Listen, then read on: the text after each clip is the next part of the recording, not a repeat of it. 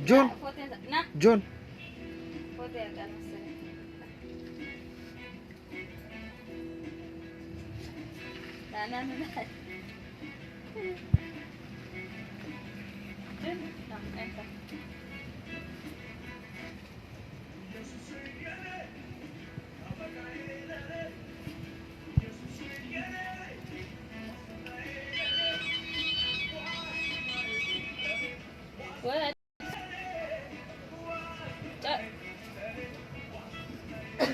ወዴት ነው የምትሄደው?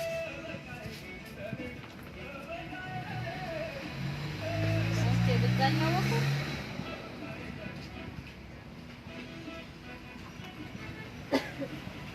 ስንት ደቂቃ እንጠብቅህ? እንዳታስመሽቂ 2 ሰዓት ከምናምን ሆኗል እኮ። እኔ እዛ ቤትማ 2 ሰዓት ላይ የምገባበት ገና አለ። ምንም እንዳትቆይብኝ በጣም ብዬ ነው።